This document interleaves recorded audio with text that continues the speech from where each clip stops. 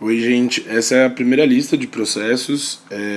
Eu vou fazer nesse vídeo o exercício 1 e o 2, que eles são relativamente curtos.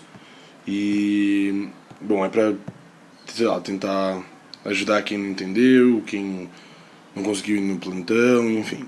Bom, nesse primeiro exercício ele fala: considere uma população com dois alelos em um locus com frequência 0,4 e 0,6.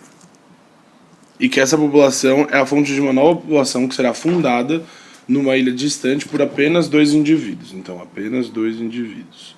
Estamos diante de um caso do efeito fundador, processo através do qual ocorrem grandes mudanças nas frequências alélicas, quando um pequeno conjunto de indivíduos de uma população origina outra. A. Qual é a probabilidade de que a nova população, já na primeira geração, estará fixada para um dos dois alelos? Assuma que a população fonte está em equilíbrio de Hardy-Weinberg. B. Se a população fonte for endocruzada, que efeito isso teria sobre a probabilidade calculada no item A? Bom, vamos lá pro A. Na verdade, tipo, o que a gente tem que pensar aqui a gente tem duas frequências, certo? Então a gente tem a frequência, eu vou chamar P de 0,6 e Q de 0,4. O que a gente tem que pensar com essas frequências é o seguinte: como são apenas dois indivíduos, né, como ele fala aqui, que vão gerar essa nova população, a gente quer que ela seja fixada, que cada um, que ou esse alelo seja fixado na primeira geração, ou esse alelo seja fixado na primeira geração, certo? O que a gente precisa ter para isso? Bom, a gente precisa ter que, vamos supor, um cenário 1 e um cenário 2. No primeiro cenário, a gente vai ter que os dois indivíduos têm que ser azão, certo? Então os dois indivíduos têm que ser azão.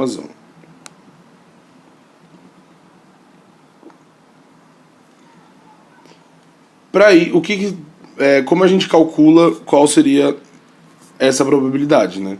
Mas antes de pensar em número, vamos pensar no que isso daqui significa.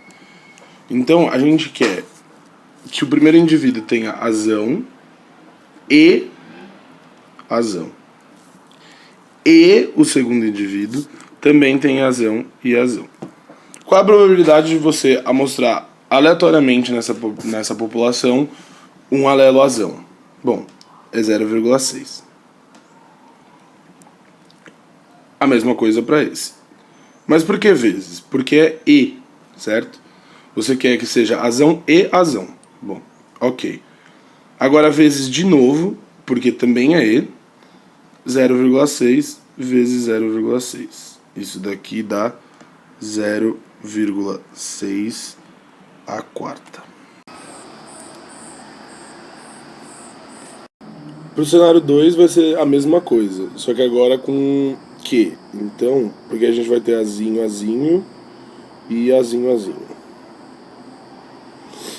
Então vai ficar 0,4 vezes 0,4 vezes 0,4 vezes 0,4.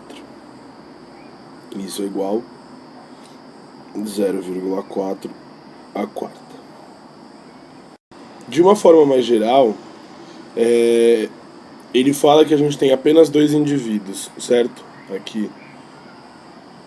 E o que isso quer dizer? Isso quer dizer aqui, no caso, que N é igual a 2, certo? A gente pode pensar num termo mais geral, então.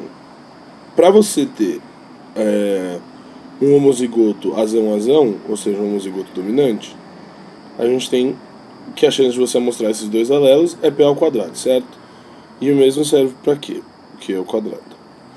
Mas você tem que ter todos os indivíduos da população dessa mesma maneira. Então, a gente eleva isso a N. Como você quer isso ou isso, a gente soma.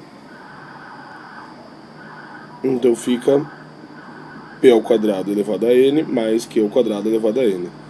No Ridley ele chama isso de chance de homozigosidade probabilidade.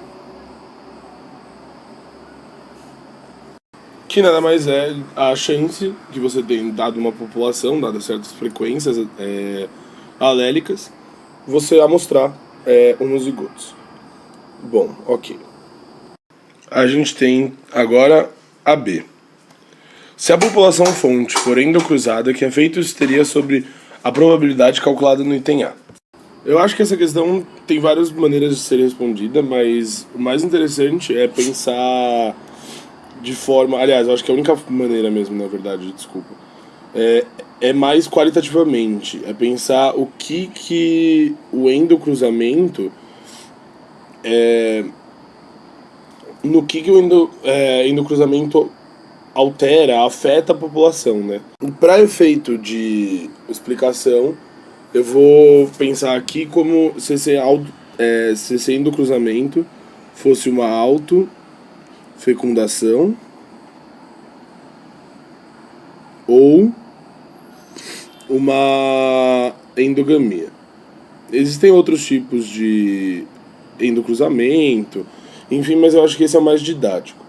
Então, se a gente tivesse um cenário de autofecundação, a gente teria que azão produziria apenas azão, certo? A gente teria que azinho também produziria apenas azinho. E os heterozigotos produziriam ainda 1:2:1, certo?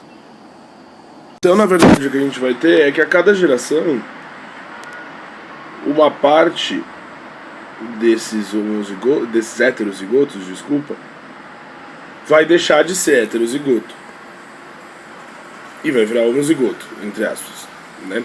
Virar porque é na próxima geração. Então, a frequência de azão, vou chamar de 0 aqui, e a frequência de azinho, também 0, ela vai com o tempo aumentando, porque você está perdendo esse fenótipo, né?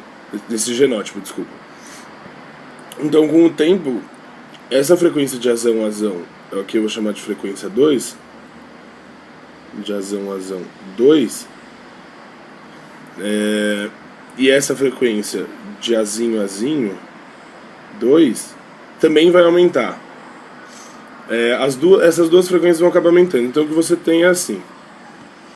Se a gente fizesse um gráfico, a gente teria aqui e aqui. Aí eu vou usar o azul como da primeira geração. Então o azul vai representar isso daqui.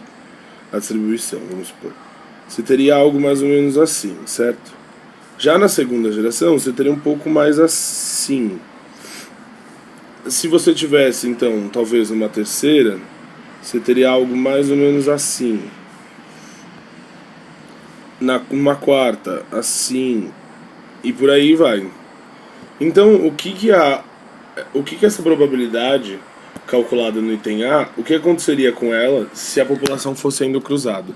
Ela aumentaria, certo? Porque você teria mais azão e mais azinho.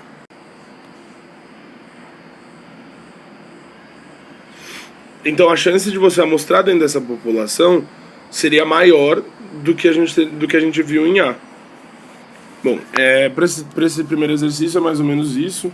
Como esse primeiro vídeo ficou longo, eu vou acabar separando. Eu falei que eu ia fazer o exercício 2 também aqui, mas eu vou acabar separando e vou fazer no próximo vídeo. Bom, espero que tenha ajudado, espero que vocês tenham gostado, enfim. Muito obrigado por terem assistido.